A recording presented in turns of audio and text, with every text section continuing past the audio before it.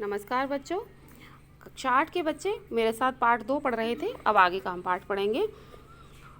अब यह सवाल हमारे सामने था कि अपना उस्ताद किसे बनाएं। अब उनके सामने उनके मन में एक प्रश्न उठने लगा कि हम अपना गुरु किसे बनाएं। उस्ताद मीन्स गुरु, जो हमें कुछ सिखा सके। इसी उधेड़बुन में बैठे थे। उधेड़बुन में बैठना ये भी मुहावरा है, यानी सोच विचार में बैठे रहना। कि तिवारी लक्ष्मी नारायण आ गए। तिवारी लक्ष्मी नारायण उनके पड़ोसी हैं और बोले, क्यों भाई, हो जाए बाजी शतरंज की। हमने सिर हिलाकर जवाब दिया, नहीं साहब, आज तो जी नहीं चाहता। वो कहने लगे कि एक बाजी शतरंज की खेल लें। तो उन्होंने सिर हिलाकर जवाब दे दिया कि नहीं, आज हमारा जी नहीं है, आज हम शतरंज नहीं खेलेंगे। क्यों? यदि जी ना चाहे तो क्या करें। तो वे बोल पड़े कि क्यों नहीं खेल सकते। उन्होंने कहा, यदि हमारा मन नहीं चाहता तो हम नहीं खेल सकते। यह कहते कहते हमारा गला भर आया। गला भराना ये भी मुहावरा है। गला भराना मन रुआंसू होना। लेखक कहता है कि यह कहते कहते हमारा गला भर आया, हम रुआंसू से हो गए। तिवारी जी का दिल पसीज गया। दिल पसीजना ये भी मुहावरा है, यानी तरस आना। यानी तिवारी जी को हमारे ऊपर तरस आया। हमारे पास बैठकर बोले, अरे भाई,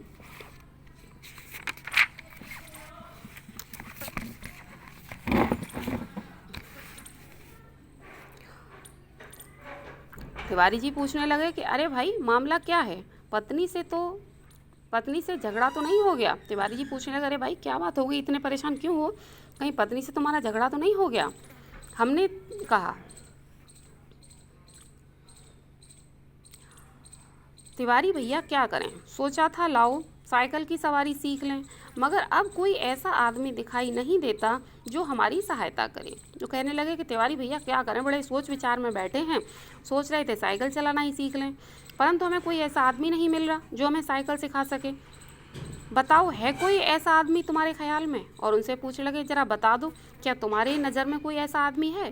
ख्याल में होना यानी नज़र में होना, उनके संबंध में, उनकी जानकारी में कोई दूसरा व्यक्ति होना। तिवारी जी ने हमारी तरफ बेबसी की आंखों से ऐसे देखा मानो हमको कोई खजाना मिल रहा हो और वे खाली हाथ रहे जाते हैं। बेबसी माने बिना किसी बस के, यानी बड़ी ऐसी दृष्टि से देखना जो काम हमारे बस में नहीं है, लाचारी से, विवशता से। तो लेखक कहता है कि उन्होंने हमें देखा और ऐसे लगने लगा कि जैसे हम कोई खजाना हमें मिल रहा है और उन्हें वो खजाना प्राप्त नहीं हो रहा है। बोले, मेरी मानो तो यह रोग ना पालो। और उन्होंने उन्हें क्या सीख दी कि अगर तुम मेरी मानते हो तो ये रोग ना पालो, ये साइकिल चलाने की जो जिद है इसको छोड़ दो। अब इस अवस्था में साइकिल पर चढ़ोगे। वो कहने लगे, क्या अब इस उम्र में तुम साइकिल पर चढ़ोगे। अवस्था में इस उम्र। और फिर यह भी कोई सवारी है कि डंडे पर उकड़ू बैठे हैं। उकड़ू बैठना यानी पैरों के बल बैठना। लेखक कहते हैं ये कौन सी सवारी है। उनके जो पड़ोसी तिवारी जी हैं वो समझाने लगे कि आखिरकार साइकिल की सवारी भी कोई सवारी है। साइकिल पर ऊपर डंडा होता है, उस पर उकड़ू बैठ जाते हैं, पैरों के बल बैठ जाते हैं और पाँव चलाए जा रहे हैं और बार बार अपने पाँव को तेज़ी से मार रहे हैं। मगर मैंने भी कच्ची गोलियां नहीं खेली थी। लेखक कहने लगा, मेरा जो निश्चय था वो जो मैंने निश्चय कर रखा था साइकिल सीखने का, वो दृढ़ निश्चय था। कच्ची गोलियां खेलना ये भी मुहावरा है, इसको भी हम यहाँ अंडरलाइन कर लेते हैं। यानी कच्ची गोलियां खेलना मीन्स दृढ़ निश्चय कर लेना। जो कहते हैं मैंने भी कच्ची गोलियां नहीं खेली थी, मेरा निश्चय कोई कच्चा निश्चय नहीं था। साफ समझ गए कि तिवारी ईर्ष्या की आग में फुका जा रहा है। जो कहने लगे, हमारी समझ में आ गया कि तिवारी जी हमसे ईर्ष्या करते हैं, हमसे जलते हैं। मुंह फैलाकर हमने कहा, और हमने बड़ी ज़ोर से उनसे कहा, भाई तिवारी, हम तो ज़रूर सीखेंगे, कोई आदमी बताओ। तो हमने उनसे कहा कि भाई तिवारी, हम तो साइकिल चलाना ज़रूर सीखेंगे क्योंकि हमने दृढ़ निश्चय कर रखा है, अब कोई आदमी हो तो बता दो। आदमी तो ऐसा है मगर मुफ्त में नहीं सिखाएगा, फीस लेगा, दे सकोगे। तो तिवारी जी क्या कहने लगे, आदमी तो है लेकिन वो तुम जो सोचोगे तुम्हें फ्री में सिखा दे, वो फ्री में नहीं सिखाएगा, उसके लिए तुम्हें फ़ीस देनी पड़ेगी। कितने दिनों में सिखा देगा, यही 10-12 दिनों में। वो पूछने लगे कि आखिर फ़ीस लेगा तो हमें कितने दिनों में वो सिखा देगा। तिवारी जी ने कहा 10-12 दिनों में। और फीस क्या लेगा हमसे, औरों से 25 लेता है, तुमसे 20 ले लेगा हमारी खातिर। तो तिवारी जी कहने लगे दूसरे लोगों को सिखाने के वो 25 रुपये लेता है, परंतु तुम्हें सिखाने के वो 20 रुपये ले लेगा, क्योंकि वो हमारा जानकार है। हमने सोचा 10 दिन में सिखाएगा और 20 रुपये लेगा। लेखक के मन में विचार आने लगे कि वो 10 दिन में सिखाएगा साइकिल और 20 रुपये लेगा। 10 दिन 20 रुपया, 20 रुपये 10 दिन, वो गुणा भाग अपने माइंड में, अपने दिमाग में करने लगे, अर्थात 2 रुपया रोजाना। वो समझ गए कि 2 रुपये रोजाना के हिसाब से वो हमें साइकिल सिखाएगा, अर्थात 100 रुपये महीना, और वह भी 1-2 घंटे के लिए। वो कहने लगे कि 1-2 घंटे के लिए सिखाएगा, 100 रुपये महीने लेगा। ऐसी 3-4 ट्यूशनें मिल जाएं तो 250-300 रुपये महीने हो गया। वो कहने लगे ये तो बड़ा आसान सा सौदा है, हमें भी ऐसा कुछ मिल जाए, हम भी ये सीख लें, तो ऐसी 3-4 ट्यूशन मिल जाए तो 250-300 रुपये आसानी से हमारे 1 महीने के बन जाएंगे। हमने तिवारी जी से इतना कहा कि जाकर मामला तय कराओ, और हमने तिवारी जी से क्या कह दिया कि ठीक है, हमें मंजूर है, तुम जाकर ये तय कराओ। मगर जी में खुश हो रहे थे कि साइकिल चलाना आ जाए तो एक साइकिल प्रशिक्षण विद्यालय खोल दें। प्रशिक्षण यानी किसी विद्या में पारंगत होना। तो लेखक के मन में क्या आने लगा कि हमें भी साइकिल चलाना सीखना आ जाए तो हम साइकिल चलाना सिखाने का ही एक विद्यालय खोल देंगे, और 300-400 रुपये मासिक कमाने लगे, और उससे हमारी कमाई भी अच्छी हो जाएगी। 300-400 रुपये महीने के हमें आराम से मिलते रहेंगे। इधर तिवारी जी मामला तय करने गए, उधर यह शुभ समाचार हमने श्रीमती जी को सुना दिया। इधर तो हमने तिवारी जी को भेज दिया कि आप ये जाकर तय कराओ कि कल से वो मास्टर आकर हमें साइकिल सिखा दे, और हमने समाचार शुभ था, अच्छा था, इसलिए श्रीमती जी को सुना दिया कि कुछ दिनों